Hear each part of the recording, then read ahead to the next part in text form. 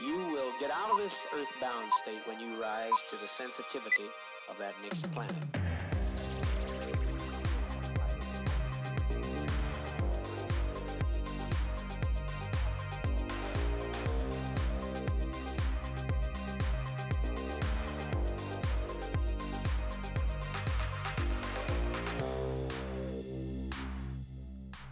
All right, welcome to another episode of Dispersing the Cloud. We are trying to do this a little differently.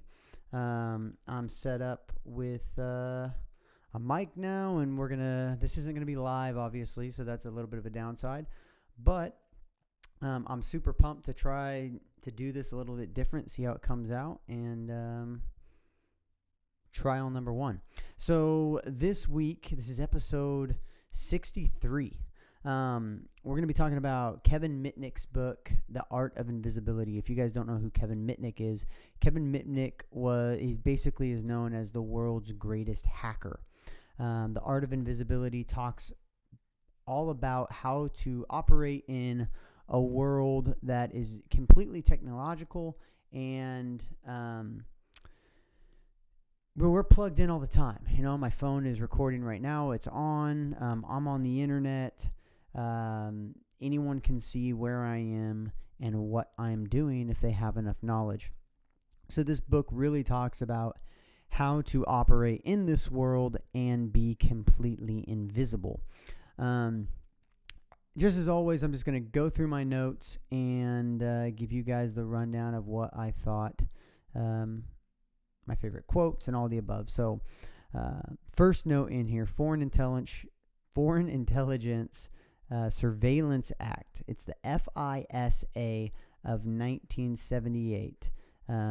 This legislation is used to gather metadata on citizens. So because information can bounce from servers that are not located in the U.S., when they return, the NSA actually considers them to be from foreign sources. And so that's the original, that piece of legislation is the original piece of legislation that's being referred to. I think in 2001, we came up with something called, I think we know it as the Patriot Act.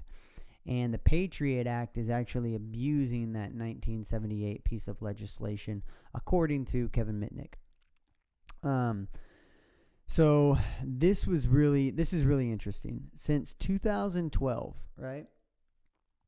1,856 requests for these type of information seizures. So let's say I'm making this podcast, right? I'm recording and you're streaming it live right now and it's going to YouTube, but maybe it's not going directly from you to the YouTube headquarters down. I think they're in LA. Maybe that's not happening. Maybe it's bouncing off a server in Japan, right? So it's going from your computer to a server in Japan, back over to YouTube, and then back to the Japan server, then back to you. That's basically information coming in from a foreign source. And if the CIA or the NSA, the FBI, anybody wants to take a look at that legally, they can seize all that information without your permission because it's coming in from a foreign source. So this was really interesting. In 2012, 1,856 requests for these type of information seizures were put in, and 1,856 requests were granted. So basically, since 2012, no request has been denied to seize someone's information. That kind of freaked me out a little bit. Next quote that I have in here is this is funny. Girls on average send about 3,900 text messages a month. That's insane. Boys typically send about 2,800 messages a month. And this, again, refers to we're sending text messages I think via the internet. I think some of those can be seized too, because depending on where AT&T is bouncing those signals. I think even the book was talking about AT&T having it set up to where AT&T makes you sign off when you sign up with them, that you're allowing yourself to give the information to the police or the FBI. That's kind of led people to use different devices, such as, not devices, but different apps, such as like WhatsApp. Let's see, I actually listed a couple. So WhatsApp, Telegraph, Chat Source, Siegel, Crypto, Cat is another one. These are basically, they call them off-the-record messaging systems. And so I apologize, I got like this hair from my mustache going in my nose, most annoying thing ever.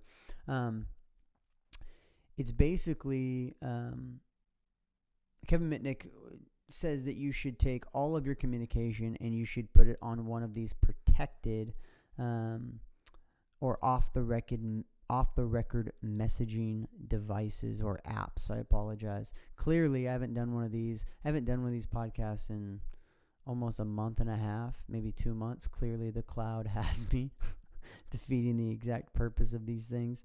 So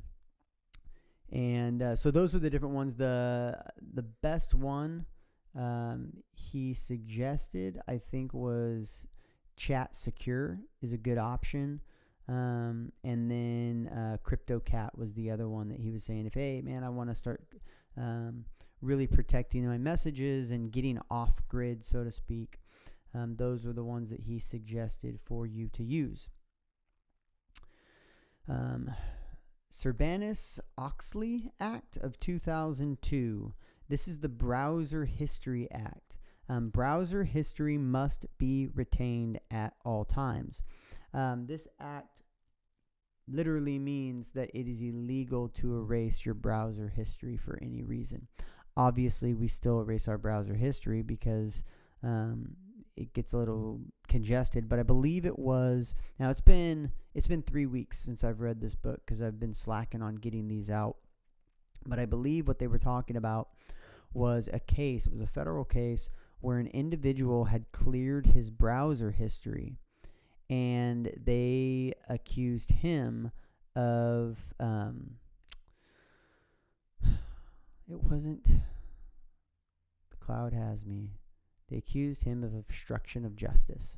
And so he wasn't even under investigation when he cleared his browser history, which is ridiculous. But they accused and convicted him of obstruction for clearing his browser history. And so that act of 2002 literally enforces that it is illegal to erase your browser history. For those of you who are clearing your history, you're a criminal. Third-party requests are very frequently pinged, I guess you would say, to health sites. This was just interesting. So, for instance, if you're searching athlete's foot, any third-party vendor can come and request a screenshot from a site where you're looking, and then they actually use that information, that metadata, to market to you. Facebook is doing this. You notice, actually, Barack Obama was one of the first presidential candidates to use metadata. And it's really funny to watch, like, the political landscape right now. And I try not to get too much into the weeds with politics, but this is just super, super funny. So Obama was using metadata, and everybody was just like, this is amazing. Like, this is so savvy. It's fantastic. He's using Facebook and metadata to market to people, to get people out to vote. It's phenomenal. Trump's campaign did it as well, and they were like, this has to stop. Even Facebook, now Facebook has actually changed their algorithms and made it to where you can no longer, or it's actually more strict to use metadata, because they said that was part of the way that Trump won the presidency. So before it was good, now it's bad. I just think it's funny.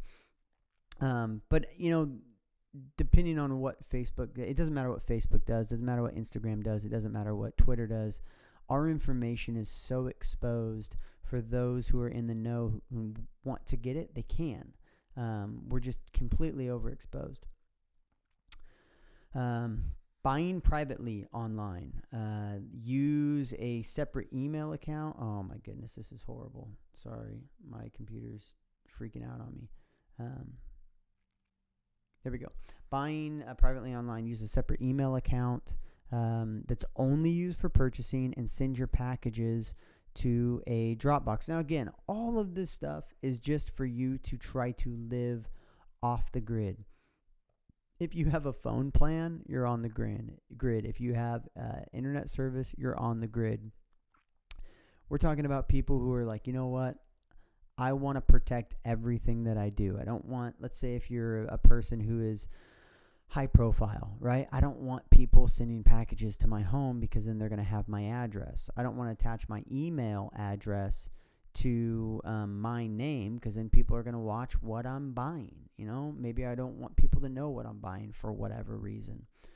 You really need to, he also suggested a separate device for doing that. So like, let's say I want to be completely anonymous online. Well, I have to get a laptop that is not connected to my name at all. So I can't buy it new. I'd have to buy a used laptop. I can't ever log on to my email on that laptop. I can't ever do any personal stuff on that laptop other than be anonymous. Nothing can be linked to me. No pictures, no emails, no documents, no anything. It just has to be, because as soon as I connect it to the internet, it's free game. So he suggests buying a separate device. He also suggests, and this is good for everyone, whether you want to be invisible online for whatever your reason is, or you want to just protect yourself a little bit better, he suggests buying a tablet strictly for banking. So all your banking done on one tablet that is secure, rather than doing it on your cell phone, doing it here. Obviously, never go to Starbucks and log on to their free Wi-Fi and do your banking there, because anybody can jump on to see who's online and jump onto your computer and check it out. It's a public Wi-Fi hotspot. So, I mean, I didn't know it was that easy. He actually goes into detail of how to do that, and it kind of freaked me out a little bit of how easy this is to kind of navigate. This one's really creepy. Samsung TV. So the Samsung TV is one of those first TVs that came out that's voice activated. And so I think you can turn it on with your voice. I think that's how it works. I know when it's on, it's constantly recording. So if it's on, it's constantly recording. But also, if you're talking, it's listening for you to say the keyword TV turn on. Siri's like that too. Siri and what's Alexa? Yeah, Alexa's like that. So Alexa's constantly listening. If Alexa is in your kitchen, it is listening and recording everything. So there are no conversations in your house that are not recorded and cannot be seized and used against you in the court of law, which is insane to me. It's the creepiest thing ever. We get into like almost, it's not Minority Report, but it's almost kind of like Minority Report, where if you have Alexa, we're going to get to the point to where are we going to be able to, like, are the police going to be able to take what we're saying and use it against us to preemptively stop a crime and arrest us, even though we haven't done it yet, but they hear someone planning a crime? And that gets into, well, I was just planning, I was never going to do it. Like, that's straight Minority Report stuff. So that's super creepy and interesting. Let's see what else we got. MC. So I'm saying this wrong. It's like EMCIE. Emsite Femont Cell. It's short for MC. So it's basically a catcher. It's a device that disguises itself as a cell tower. A lot of law enforcement agencies use this. It's actually how they've caught a lot of drug dealers and such, where They set up this device, and it looks like a cell tower. So when you hop on your cell phone, your cell phone shoots over to it as if it's a cell tower. It realizes it's not, and it goes and it finds a different one. However, all that information is captured and stored, and the law enforcement agency can use that information to find out who's in the area, who's talking to who, or whatnot. They've done this to catch a lot of people who are using burner phones. They look for patterns in the burner phone, so or patterns in the number association. So if you're getting a lot of these patterns of certain calls in the area while this person is also in the area, and you can connect a number to them, then they can be held liable for all those other calls made by that number. It goes into detail. It's really creepy stuff and really fascinating. This is probably one of those books that I'm going to have to read like 3 or 4 times just to get a grasp on the full scope of it, because this is a brand new world for me. I'm an Oregon trailer, so I'm not a millennial. I'm not Generation X. I've also heard us X-millennials, where I don't really need all the technology. So sorry, it cut out. Someone called me while I was recording, and I'm still recording video on my phone like a Neanderthal. So X-millennials, by the way, if I know you and you call me while I'm recording, I will be calling you and giving you death threats afterwards. There's no way for you to know. It's fine. So I'm a X-millennial, I forget what they call it. I call it an Oregon trailer. We're the kids who grew up playing Oregon Trail on computers in like 5th and 6th grade, because that's really all computers could do yet. You could like write papers on them and play Oregon Trail. So we grew up with no technology, and then all of a sudden had all this technology thrown on us. We know the pros and cons of both, but I haven't really dived into IP addresses and servers and like really knowing what's going on. This book was incredibly terrifying. Proxy Gambit device is a device that changes your geolocation as to not be physically tracked on your laptop. And so this is something, if they were talking actually about Snowden. Snowden was using this to try to basically hide his locations. When he was texting, he was also, or when he was emailing, he was also using like I said, a different laptop, different email, not connected to his deal. If you guys don't know who Edward Snowden is the guy who whistle blew on the Patriot Act, the thing that we talked about in the front, and said, hey, the government is gathering all this metadata. They're listening to all these phone calls. They're basically spying on their own citizens, and it goes against the Constitution. And so some people would say that Edward Snowden is a traitor, and then there's the other side that say, no, Edward Snowden is a patriot. I think Mitnick falls into he's a patriot.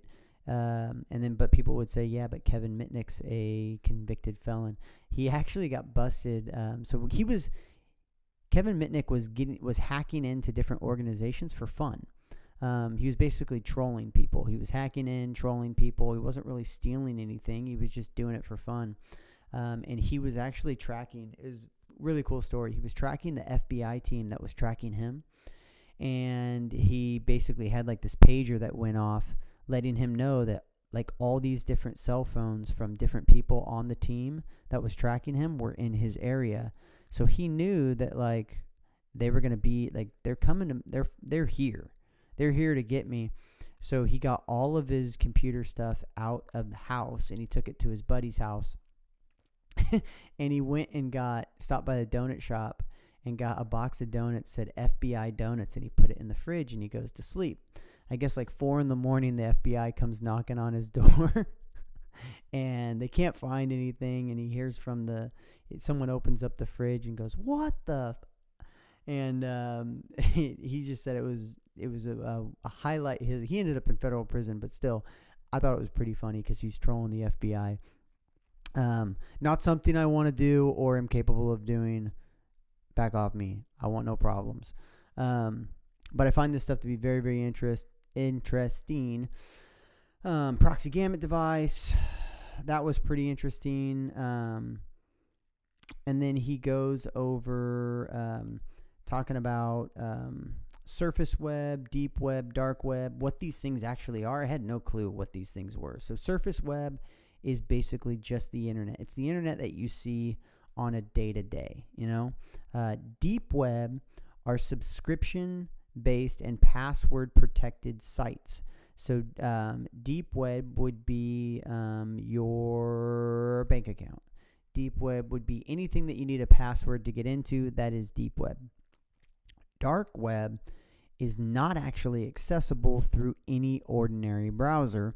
It's only acceptable through browsers like the Tor browser. I have no clue what that is. The only thing, Tor sounds like Thor. Thor was the algorithm or the program they made up in the stock market to basically start keeping all the transactions that were made, make them happen at the same time. I'm going to bird walk here for like 2 seconds. So back in the day, stocks were traded with paper, and then it's like, oh, hey, what's up? I got a stock. And now they're done via internet, via fiber optic cable. Well, the cables, the information actually travels through the cables, and the longer the cable, the longer it would take. It would only be milliseconds, but it would be longer. So Tor or Thor was the thing that basically made all those transactions, regardless of how long the cable was, happen at the same time. You should check out Michael Lewis's book, Flash Boys. Phenomenal. I don't know if I have a video on that. I don't think I do. I think I read it back in like 2015, so there's no video on it. Maybe I should reread it this year and do another one. Anyway, those are the different types of, or the different levels of the web. Tails and Tor are two browsers that you will use on a device to connect to you for autonomy. So Tails and Tor, if you want autonomy or to be invisible while you're on the web, those are the two things you use. I really have no purpose for it. One user of personal information on a device destroys any autonomy. That was something that was really, I mean, I mentioned it earlier, but any bit of personal information that you use on any device destroys your autonomy, like anything. So let's say this laptop that I have here in front of me is a church laptop, right? I work for a church. They provide me with a laptop. It had none of my personal information on it. I could hop on this laptop, do a bunch of dirt, and walk away, and the police would come running. They'd be like, hey, someone was on this laptop, but we have no clue who they were. They could say, oh, well, San Fragoza, we issued him that laptop. Okay, it's probably him. As soon as I checked my Facebook account, they don't even need to ask the church anymore. They know. Okay, this laptop's doing some stuff. It's registered to Memorial United Methodist Church out there in Farmington, Missouri. And, oh, what's up? San Fragoza's on that thing. That's probably the guy who did it. This last one is probably the most. This was probably the most interesting thing of the whole book. It was talking about keyboard privacy, and you would think immediately. I thought, all right, my passwords and all the keystrokes, right? Nope. It actually has to do with patterns and word selection. So apparently, the pattern in which you type, the speed, the duration in between hits, the almost like Morse code waves of how you are typing on the keyboard, plus the words that you typically use can be used to identify someone like a thumbprint. My mind was blown. That's freaking ridiculous. I don't even know how to grasp on that. Like that, it makes sense, but that's just crazy to me. This whole book, I would say, was a 4.5. Pretty legit. Close to a 5. I think I don't rate it as a 5 because I didn't understand all of it. I still need to. It opened my eyes to see that I know nothing. Like nothing at all. So I definitely check it out. Kevin Mitnick's the book. I do not have a quote for you guys this week. I am trying to do a little more. I'm going to try to bust out another one of these. This is my new setup. So we're going to try this a couple times. I've been doing our Sunday recap here, which is a show with myself and our director of family ministries here at the church. So we've been doing a little podcasting and getting a radio show ready for that. I'm trying to do some more stuff. If you guys are watching this right now, you're probably already, it's probably getting close or it's already out. The Poets in Autumn thing that I did with Anagram Film should already be up. I'm going to start hitting the recording studio here pretty soon and getting back in there. So it's taken me, this whole Operation Double Down has taken a long time to really manifest itself out here in another state. It probably would have been easier to do in California. However, as my buddy David Razo always says, if you want to be a good sailor, you got to hit those deep, deep, deep waters. And it's been pretty challenging out here, but it's reminded me of one thing. I can freaking swim. So I'm pumped about all the stuff that's coming up. I will see you guys next week.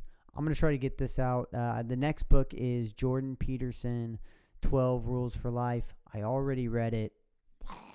Brain blow ridiculously. And the following book after that, I got that one I'm reading right now. So I'm going to pump a couple of these out in the next couple weeks and try to get back on track.